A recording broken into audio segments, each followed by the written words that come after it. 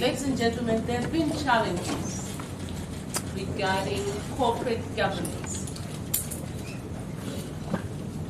As a result of some of these challenges, we have a forensic report, which I know you are all very much interested in. On the 22nd of May, some of you, not all of you, some of you were here. And I want to read to you the statement that I presented here on the 22nd of May.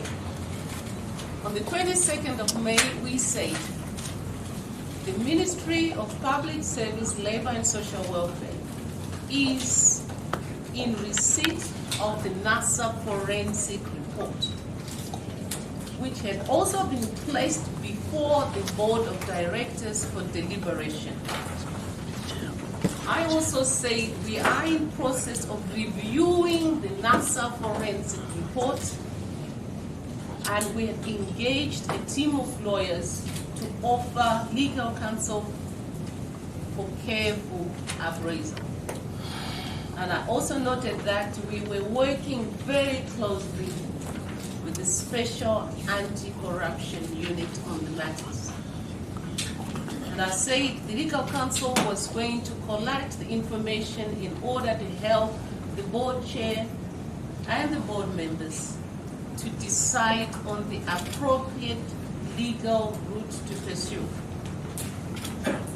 I noted that where there was evidence that would warrant either criminal action or recovery through civil remedies, we shall be pursuing those interests because we safeguard the interests of the employees as well as the pensioners. My role as the minister is to ensure the protection of the interests of the pensioners and integrity of the pension fund. And in doing so, I'm also following the vision that the President has presented to us.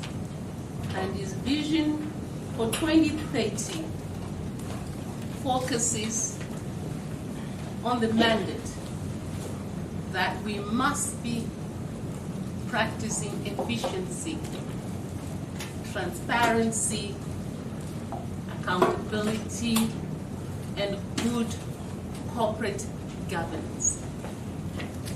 This has been a problem in NSSA. And because it has been a problem, we have a new board. A new board is led by Dr. Chidori. And I would like to ask Dr. Chidori to give you just an overview of the kind of caliber that are now ready and working very hard. I want to emphasize that. Working really hard to ensure that there's good corporate governance at NSSA. Dr. Chidori. I speak on behalf of myself as well as on behalf of the recently appointed NSSA board.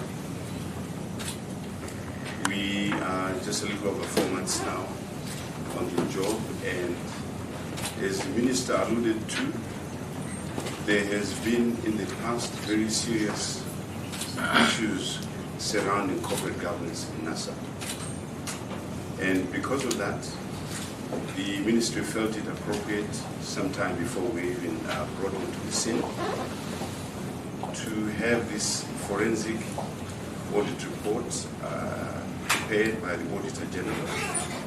And this is one of the documents that I hasten to say was passed on to the board just after we came on board. And I wanted to assure you that this is something which the board has looked at very exhaustively and thoroughly, and working closely with the minister, we have tried to analyze and find means of making sure that what is reported, it is after all a forensic audit report.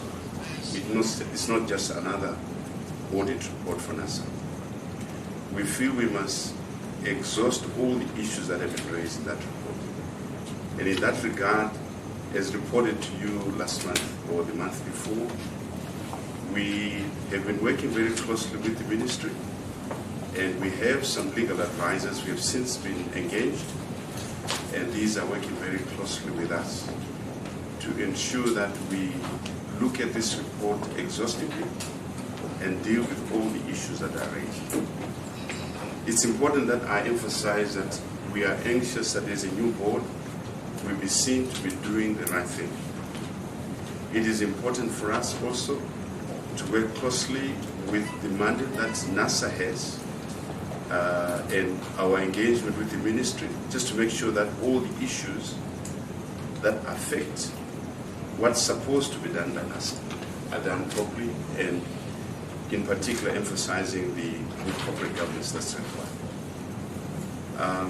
It's important also going forward that as we engage, the recommendations that come from this audit report are examined carefully by the board and make sure that we engage the right corrective measures, working closely with a very able management team that we have in NSSA, and making sure that things are done correctly. And in terms of the law, in terms of the NSSA Act, and all the other legislations that we have to comply with in Zimbabwe.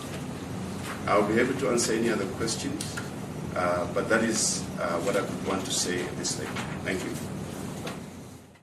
And that's from ZCTU. And every potential board member goes through vetting. And the member from ZCTU will be appointed very soon. The delay has only happened because the vetting took a little bit of time. So very soon we will be complete. But this hasn't stopped us from following the right movements towards ensuring that there is accountability, transparency, and good governance to safeguard the interests of those who've entrusted us with subscriptions through their work. And we will be welcoming questions.